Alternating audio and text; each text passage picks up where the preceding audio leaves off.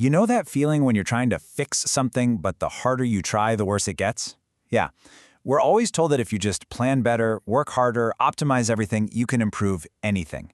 But what if that urge, that need to improve and control everything is actually the most dangerous thing of all? We're going to dig into that today because an ancient story has a pretty chilling warning for our super productive world. But first, tell me if this sounds a little too familiar. My calendar is so optimized, I've literally scheduled a 5-minute slot for a spontaneous thought. I'm not even kidding. My sleep is tracked, my diet is all macros, my work is broken down into these little 25-minute sprints. I honestly feel less like a person and more like some project that needs to be managed.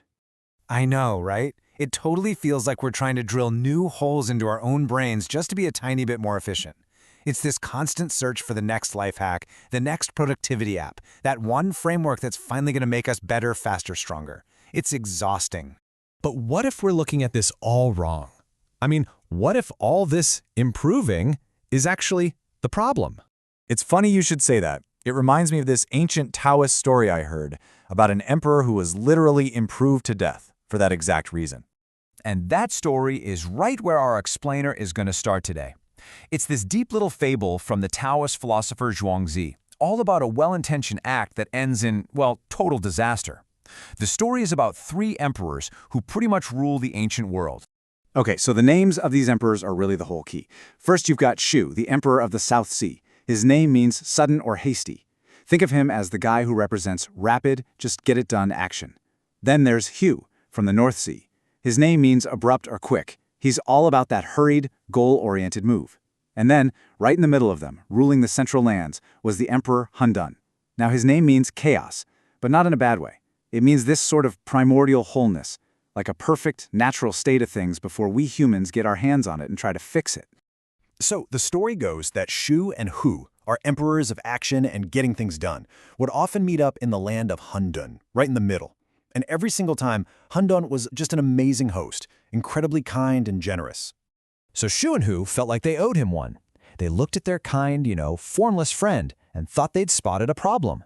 They said to each other, hey, all people have 7 holes, right? For seeing, hearing, eating, breathing. But our buddy Hundun here, he doesn't have any. This is a major defect. As a thank you, let's do him a favor and drill some holes for him. And just like that, with the absolute best intentions, they started their little improvement project. On day 1, they drilled 1 hole. Day 2, another one. They just kept at it, day after day, imposing their idea of what was normal and functional onto their friend. They gave him eyes, ears, a mouth, and on the 7th day, as they drilled that last, final hole, Hundun died. They killed him. Their big act of kindness, their attempt to fix their friend, completely wiped him out. So what on earth went wrong here? This is where the story stops being just a story and becomes this incredibly sharp critique of us. See, Shu and Hu made a huge mistake, a fatal one. They saw Hundun's lack of holes as a problem that needed correcting, not as essential nature. To Zhuangzi, Hundun was basically the Tao, the natural, spontaneous, complete way of being. He wasn't missing anything. His perfection was his lack of holes. He was whole. He was complete. He didn't need to be fixed. And this is where the story's warning just slaps you in the face. It's a huge critique of our tendency to force our own logical, human-centered plans onto the natural flow of the world. Shu and Hu, with all their senses and their logic, were so sure they knew best, but that same logic blinded them. They destroyed the one thing they couldn't understand. The story is basically saying that the very things we decide are useless or flawed, like Hundun not having any holes, might actually be the most essential part of what something is. So right now, you might be thinking, okay, interesting story, but what does some ancient emperor of chaos have to do with my life? Well, it turns out everything. We are all Shu and He.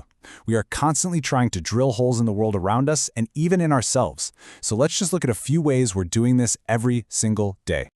The story of Hundun is playing out all the time in at least 3 huge parts of modern life: how we treat the planet, how we raise our kids, and how we manage our own minds.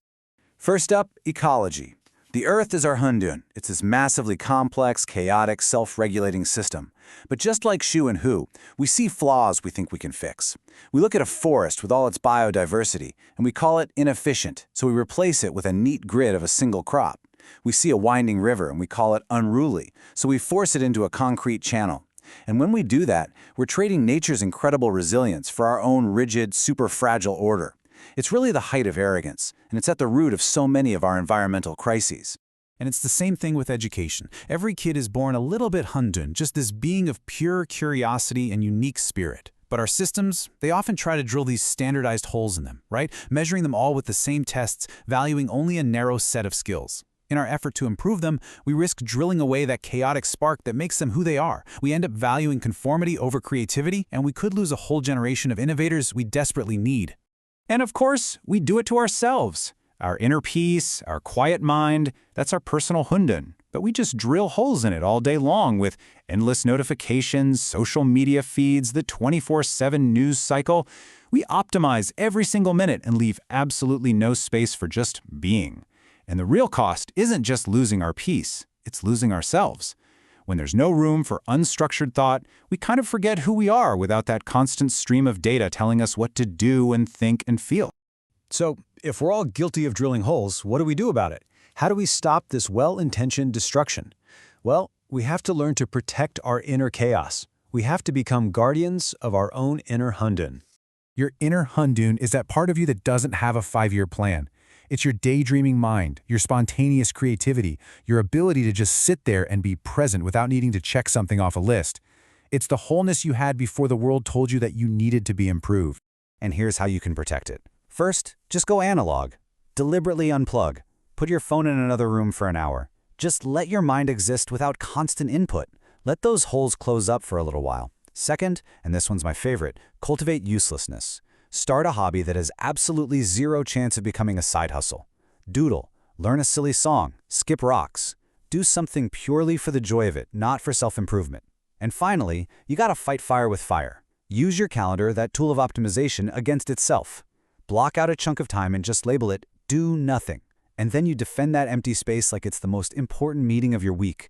Because honestly, it is. So I'll just leave you with this. The emperors Shu and Hu, they really thought they were doing a good thing. And our modern world is constantly screaming at us to hustle, to optimize, to improve. But the fable of Hundun asks us to just pause and think about the cost. In a world that demands you be more, what part of your natural, chaotic self is worth protecting from improvement?